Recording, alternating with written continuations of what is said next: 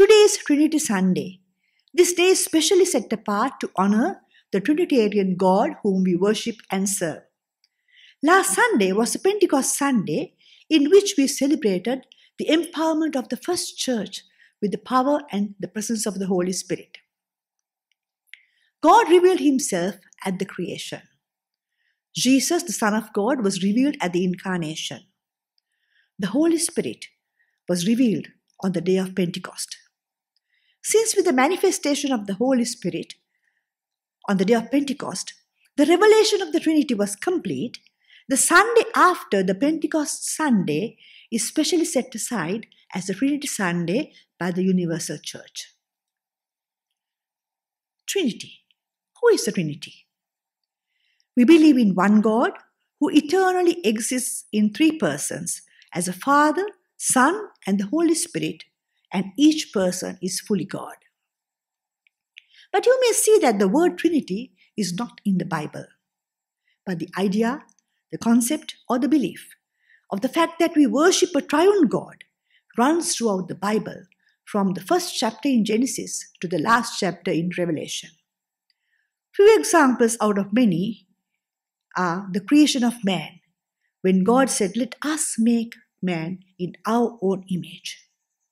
The creation process, salvation process, the resurrection of Jesus, God coming to dwell in us, bestowing us with spiritual gifts, baptizing new believers to the family of faith, and making disciples of all nations are the works of God as a Trinity. One distinct instance of the manifestation of the Trinity in the Bible was at the baptism of Jesus. When Jesus came out of water, the Spirit of God descended like a dove on him, and God the Father affirmed Jesus as his Son, whom he loves and with whom he is well pleased with. The scripture revealed to us three very important facts about the triune God whom we worship and serve. Firstly, God exists in three distinct persons: the Father, the Son, and the Holy Spirit. The Father is neither the Son nor the Holy Spirit. The Son is neither the Father nor the Holy Spirit. And the Holy Spirit is neither the Father nor the Son. In 1 Peter chapter 1 verse 2, it says that according to the foreknowledge of God the Father, in the sanctification of the Spirit, for obedience of Jesus Christ, and for sprinkling with his blood, may grace and peace be multiplied to you. Therefore, we see that the Father and Son and the Holy Spirit are three distinct persons who has distinct functions in the Trinity. Secondly, each person in the Trinity is fully God. We believe God as God. The Word of God says that Jesus is God in John 1:1. And Acts 5 verses 4 and 9 says that the Holy Spirit too is God. Thirdly, but there is only one God. 1 Timothy chapter 2 verse 5 says, "For there is one God and one mediator between God and mankind, the man Jesus Christ." And there are many scriptures in the Bible which says that there is only one God whom we worship and serve. So we see that the Trinity works and exists in unity as well as in diversity, as different persons from each other. Trinity is the greatest example for us to live in unity among our brothers and sisters. And there are three main lessons the Trinity teaches us today. Firstly, the Trinity always works together in unity and love. We see that in all the references in the Bible where Trinity is mentioned, they are in total agreement and in perfect unity among themselves. There is no rivalry as to who should become first or who should become the greatest. They all work as one. The body of Christ, the church, is comprised of different people who differ almost in everything. They think differently and act differently and talk differently. The church is a most ethnically, culturally, and linguistically diverse movement on the planet Earth, as someone has said. Yet we, the church, is challenged by the Trinity to maintain the unity and peace in the body of Christ.